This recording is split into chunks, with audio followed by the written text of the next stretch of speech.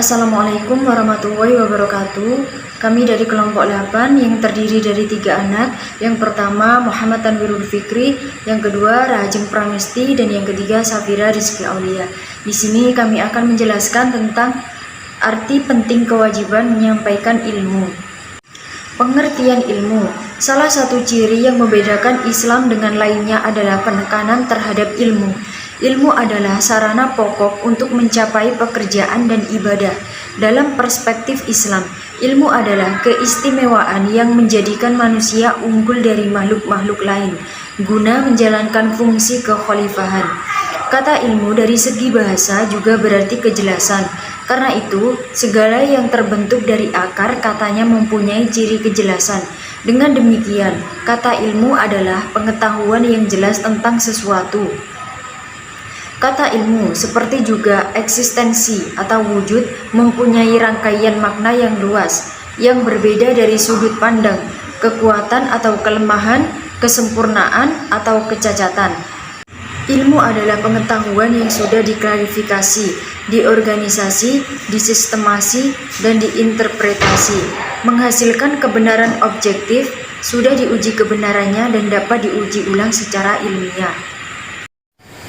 Ilmu yang wajib disampaikan sesuai pandangan Al-Ghazali terhadap manusia dan amaliyahnya, bahwa yang amaliyah itu tidak akan muncul dan kemunculannya hanya akan bermakna kecuali setelah ada pengetahuan. Ketika membahas ilmu, Al-Ghazali lebih tampak menggambarkan tatanan sosial masyarakat dalam pengertiannya bahwa suatu ilmu atau profesi tertentu diperlukan untuk melaksanakan kegiatan-kegiatan yang diwajibkan dalam tatanan tersebut. Secara terperinci, beliau menggunakan 3 pendekatan.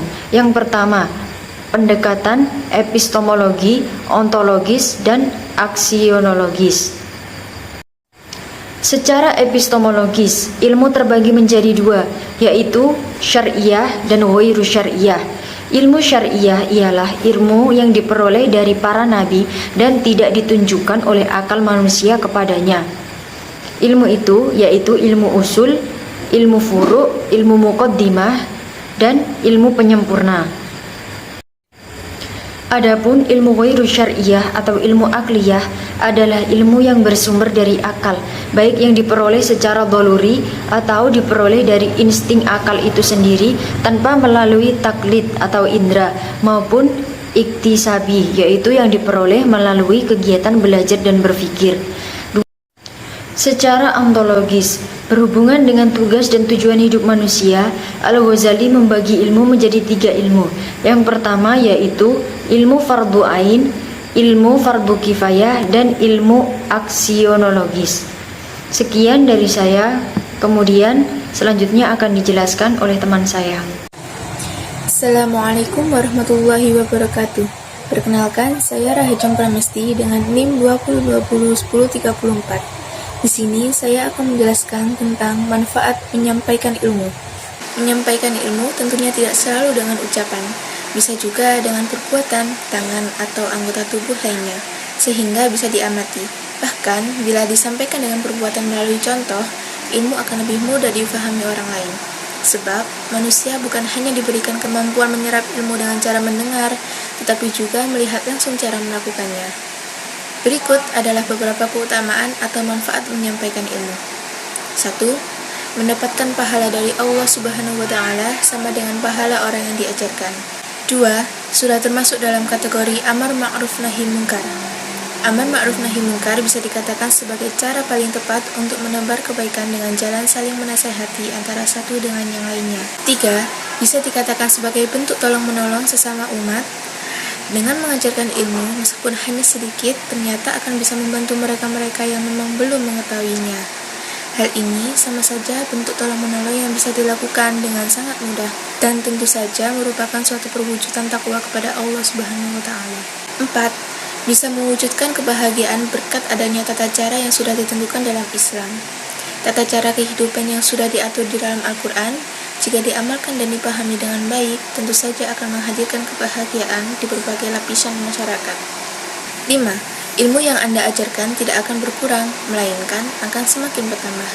Banyak orang yang mengira bahwa mengajarkan ilmu yang dipunyai adalah hal yang sia-sia belaka. Padahal, anggapan tersebut salah besar. Justru dengan Anda membagikan ilmu yang Anda punyai akan mematangkan pemahaman Anda sendiri terhadap suatu ilmu. 6. Melatih kesabaran. Mengajarkan ilmu sangat tepat dijadikan suatu cara yang tepat untuk menempa kesabaran dalam diri suatu individu. Cara meningkatkan kesabaran dalam Islam inilah yang wajib Anda lakukan. 7. Menenteramkan hati. 8. Melatih kecakapan kita dalam mengajar. Mengajar ternyata bisa menggali kemampuan kita untuk melakukan suatu hal dengan variasi berbeda-beda. Seperti contohnya, teknik mengajar yang baik adalah yang bisa diterima dengan baik pula oleh orang yang diajarkan. Dengan begitu, Anda wajib memutar otak untuk menggunakan teknik yang up to date sehingga mereka pun akan semakin nyaman dan terus bersemangat. 9. Melakukan pengajaran merupakan suatu perbuatan yang dimuliakan. 10. Orang yang berilmu tentu saja memiliki perbedaan yang menonjol jika dibandingkan dengan yang tidak berilmu. Berikut adalah keutamaan-keutamaan lain mengajarkan ilmu. Melatih keikhlasan dalam kehidupan sehari-hari, memberikan contoh nyata agar orang lain ikut melakukannya, tidak ada perbuatan baik yang sia-sia, mencerminkan identitas sebagai seorang muslim sejati, dan yang terakhir, peduli terhadap kemajuan kehidupan yang lebih baik di masa yang akan datang.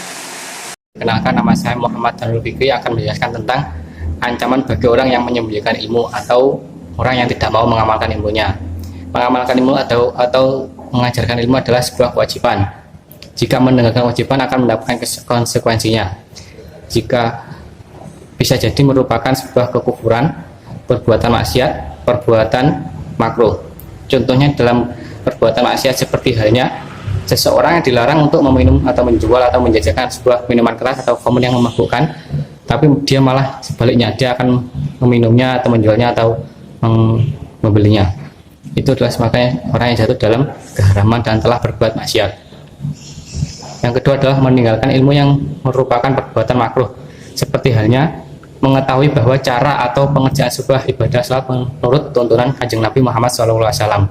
Namun dia melakukan sebuah ibadah di luar apa yang telah dituntunkan oleh Kanjeng Nabi Muhammad SAW. Dengan menyelisihinya ini, dia telah jatuh dalam perkara yang makruh. Orang yang atau mengetahui tauhid atau orang yang bertasawuf atau orang yang telah mengesahkan Allah, tapi dia malah berbuat syirik, itu termasuk adalah perbuatan yang dalam kekufuran.